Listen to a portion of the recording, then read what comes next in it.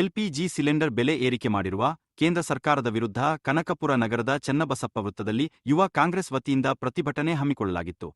ಈ ಪ್ರತಿಭಟನೆಯಲ್ಲಿ ನೂರಾರು ಸಂಖ್ಯೆಯಲ್ಲಿ ಭಾಗವಹಿಸಿದ್ದ ಯುವ ಕಾಂಗ್ರೆಸ್ ಮುಖಂಡರು ಮತ್ತು ಕಾರ್ಯಕರ್ತರು ಪ್ರಧಾನಿ ಮೋದಿ ಮತ್ತು ಗೃಹ ಸಚಿವ ಅಮಿತ್ ಶಾ ಪ್ರತಿಕೃತಿ ಧರಿಸಿ ತಮ್ಮ ಆಕ್ರೋಶವನ್ನು ವ್ಯಕ್ತಪಡಿಸಿದರು.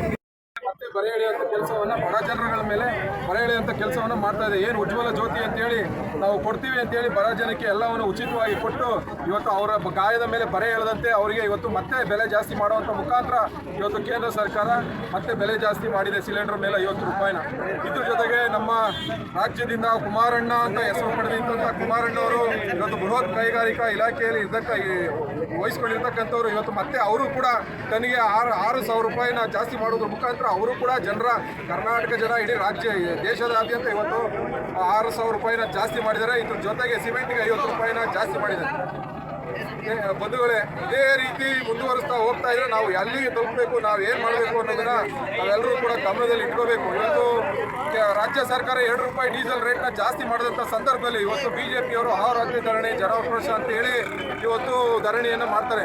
ಇವತ್ತು ಈಗ ಕೇಂದ್ರ ಸರ್ಕಾರ ಮಾಡಿರೋದಕ್ಕೆ ಏನು ಮಾಡ್ತಾರೆ ಅಶೋಕ್ ಅವರು ಮತ್ತು ವಿಜೇಂದ್ರ ಅವರು ಅಂತೇಳಿ ಈ ಕೂಡಲೇ ಅವರು ಉತ್ತರವನ್ನು ಕೊಡಬೇಕು. ಈ ಕೂಡಲೇ ಅವರು ಕೇಂದ್ರ ಸರ್ಕಾರದ ವಿರುದ್ಧ ಮಾತಾಡಬೇಕು. ಇಲ್ಲಿಂದ ಆಯ್ಕೆ ಆಗಿರ್ತಕ್ಕಂಥ ಸಂಸದರು ಯಾವುದೇ ಥರವಾದಂಥ ಒಂದು ತುಟಿಯನ್ನು ಬಿಚ್ಚದೆ ಒಂದು ಮೂಕ ಅಭಿನಯ ಥರ ಹೋಗೋದು ಬರೋದು ಮಾಡ್ತಾ ಇದ್ದಾರೆ. ಇದೇ ರೀತಿ ಆಯಿತು ಅಂತ ಹೇಳಿದ್ರೆ ಜನ ಆಕ್ರೋಶ ಬಿಜೆಪಿಯವ್ರು ಮಾಡ್ತಕ್ಕಂಥದ್ದೆಲ್ಲ ಜನರ ಆಕ್ರೋಶ ಸತ್ಯವಾಗಲಿ ತಮ್ಮ ಮೇಲೆ ಬಿಜೆಪಿ ಕೇಂದ್ರ ಸರ್ಕಾರದ ಮೇಲೆ ಬರ್ತದೆ ಅಂತ ನಾನು ತಿಳಿಸ್ಲಿಕ್ಕೆ ಇಚ್ಛಪಡ್ತೀನಿ. ಇವತ್ತು ಯೂತ್ ಕಾಂಗ್ರೆಸ್ ಇಂದ ಏನ್ ಬೆಲೆ ಏರಿಕೆ ಕೇಂದ್ರ ಸರ್ಕಾರದ ವಿರುದ್ಧ ಏನ್ ಬೆಲೆ ಏರಿಕೆ ಬಗ್ಗೆ ನಾವು ಸ್ಟ್ರೈಕ್ ಮಾಡ್ತಾ ಇದ್ದೀವಿ, ಪ್ರೊಟೆಸ್ಟ್ ಮಾಡ್ತಾ ಇದ್ದೀವಿ. ದಯವಿಟ್ಟು ಜನಸಾಮಾನ್ಯರು ಇದನ್ನ ಗಮನಿಸಬೇಕು. ಇವತ್ತು ಕೇಂದ್ರ ಸರ್ಕಾರ ಯಾವ ತರ ನಮಗೆ ಮಲತೋರಣ ಧೋರಣೆ ಮಾಡ್ತಾ ಇದೆ ಅಂದ್ರೆ ಎಲ್ಲಾ ವಿಚಾರದಲ್ಲೂ ನಮಗೆ ಅನ್ಯಾಯ ಮಾಡ್ತಿದೆ. ಇವತ್ತು ಕೇಂದ್ರ ಸರ್ಕಾರ ನೋಡಿ, ಇವತ್ತು ಬಿಜೆಪಿ ರಾಜ್ಯದಲ್ಲಿ ಸರ್ಕಾರ ವಿಜೇಂದ್ರ ನೇತೃತ್ವದಲ್ಲಿ ಜನಾಕ್ರೋಶ ಅಂತ ಒಂದು ಸ್ಟ್ರೈಕ್ ನ ಮಾಡ್ತಾರೆ. ಇಡೀ ರಾಜ್ಯದಲ್ಲಿ ಭ್ರಷ್ಟ ಸರ್ಕಾರ ಅಂತ ಏನಾದ್ರೂ ಹೆಸರುವಾಸಿಯಾಗಿರೋದು ಹೋದ ವರ್ಷ ಬಿಜೆಪಿಯಲ್ಲಿ ಯಡಿಯೂರಪ್ಪ ಸರ್ಕಾರ ದೊಡ್ಡ ಮಟ್ಟದಲ್ಲಿ ಕೊಯ್ದು ಸಮಸ್ಯೆ ವಿಚಾರದಲ್ಲಿ ವಿಜೇಂದ್ರ ಅವರದ್ದು ದೊಡ್ಡ ಭ್ರಷ್ಟಾಚಾರದಲ್ಲಿ ತೊಡಗಿರೋರು ಇವತ್ತು ನಮ್ಮ ಸರ್ಕಾರದ ಬಗ್ಗೆ ಇನ್ನೋದಲ್ಲಿ ಹೇಳಿಕೆಗಳನ್ನು ಕೊಡ್ತಾವ್ರೆ.